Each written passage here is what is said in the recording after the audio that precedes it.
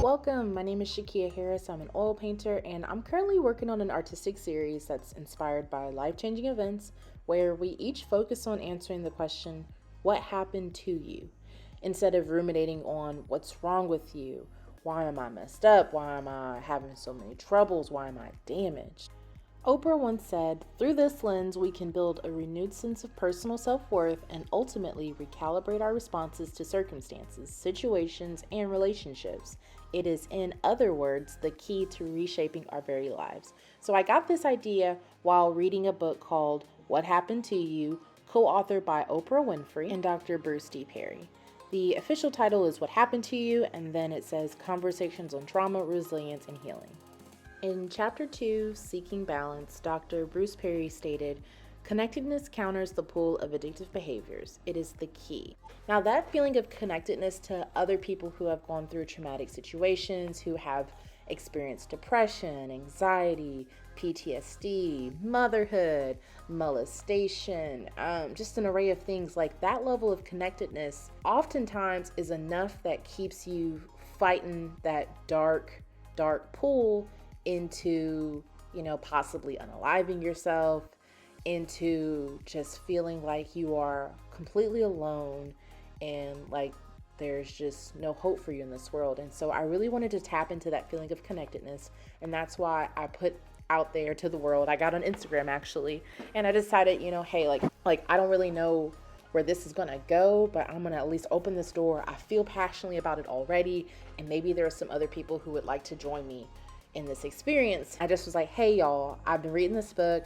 and I've been relatively open the last year or so about sharing, my personal experiences with trauma and attempting to heal and just finding a new normal and fighting like hell to get out of darkness. I'm really interested in understanding what happened to you. Like, don't believe that people are just born evil or broken or hurt or damaged or selfish or jealous. Like, I don't believe that. I believe that we are who we are as a result of a series of events, sometimes unfortunate, sometimes otherwise, that happens to us. And just those things have always intrigued me.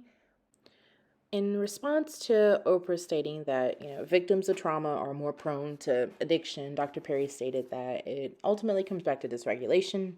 He said that there's always a pull to regulate, to seek comfort, to fill that reward bucket. But it turns out that the most powerful form of reward is relational. Positive interactions with people are rewarding and regulating. Without connection to people who care for you, spend time with you, and support you, it is almost impossible to step away from any form of unhealthy reward and regulation. I believe that my ultimate goal for this entire project is for others to feel validated, for people to have a chance to tell their story. I mean, it's unlikely that when you're having brunch with your best friend that you're just going to randomly be like, hey, you know what? 2 years ago, my mama died. Like, especially those who feel like they've just been hit with bomb after bomb. It's like, golly, I don't want to be the reason why somebody else is having a bad day. So even when someone asks me like, hey, how are you doing? Even if I'm not doing great, I'm just not going to volunteer this nagging dark cloud that's been hanging over me. So, I hope that I can validate some experiences. I hope that I can be a place where people can just get some of this stuff off of their chest and off of their shoulders. And more than anything, I hope that this inspires a sense of connectedness. Currently on my easel, I have a large oil painting, an abstract landscape in progress. I believe the canvas is about 3 feet by 4 feet, which comes to 36 inches by 48 inches. And this piece is actually inspired by a lady named Joy. She did give permission for me to use her name. I asked Joy, have you ever asked yourself, what's wrong with me? And if so, why? And she said, all the time. I can't focus, lack of discipline with diet and exercise, consistent exhaustion, lack of motivation and productivity. The list goes on. What happened to you? I don't think anything happened to me, I guess. I'd say my mom died 2 years ago tomorrow, actually. And since then, I've just felt lost, like a midlife crisis ongoing. I've been moved for work twice since then as well, which is good in the end, but the instability probably didn't help. I've been in the military for 13 years, so I'm sure that isn't helping my exhaustion. What early experiences made a major impact on how you experience relationships and interpret the world? We moved to Ireland when I was young. My mother was from there. I think that changed my view on many things. I think as I get older, I'm starting to search for and see the beauty in the world. I never felt beautiful, and so now I seem to search for it and try to create that for others. My childhood was semi normal, I think. My mother was diagnosed with MS when I was young, so that was difficult. I have become the responsible family member. My dad leans on me a lot to help him make decisions and handle confrontations on his behalf. Maybe that's the thing. I don't think my life has been interesting. So, when I came across Joy's responses, I was really intrigued by the upbringing in Ireland. I started picturing like wide, lush green fields, rolling hills, like steep cliffs, and sandy beaches, green, so much green, endless green fields. I might have started picturing myself running through the fields.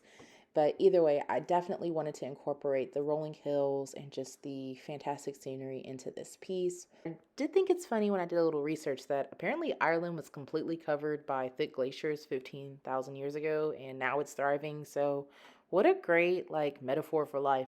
I'm also coming in with some long-handled paintbrushes. These are filbert shaped and they are pretty large. I'm mostly just working on trying to get the bigger, looser shapes, and then I'll go into add details later. The fact that her mom passed just a couple years ago, I want to play in this piece with constructing and then deconstructing the forms. I feel like that correlates with what's happening to her right now. I mean, the fact that she described having a midlife crisis, I mean, I can only imagine you spend decades crafting this world that you think is going to be, I mean, at least some semblance of normal. And then, next thing you know, your mother passes. And I mean, as something that I haven't experienced yet. And we've gone through so much in just my 33 years of life. And so I can't imagine going through that and losing your matriarch, your compass.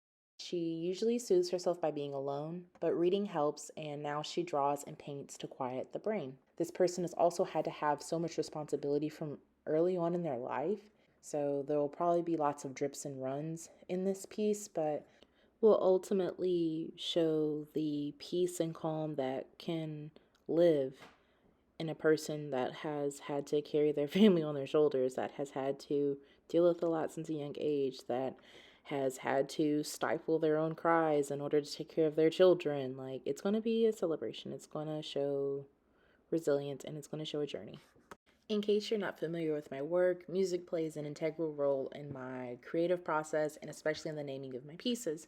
I wanted to ask each participant their favorite artists or especially what songs or artists bring you a sense of peace. Joy stated that she loves Rod Stewart and Stray Kids. She said that I wouldn't say they bring me peace. I don't know of any music that does.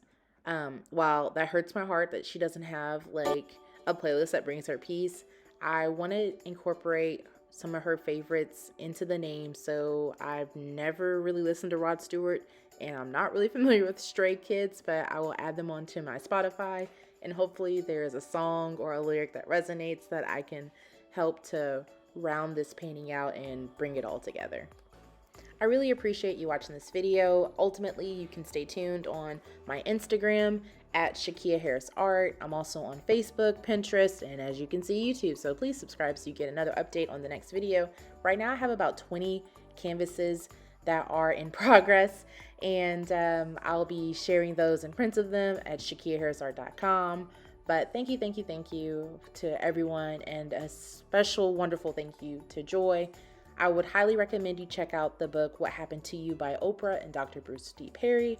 It's available like everywhere, and in some spots you can even get a free sample. So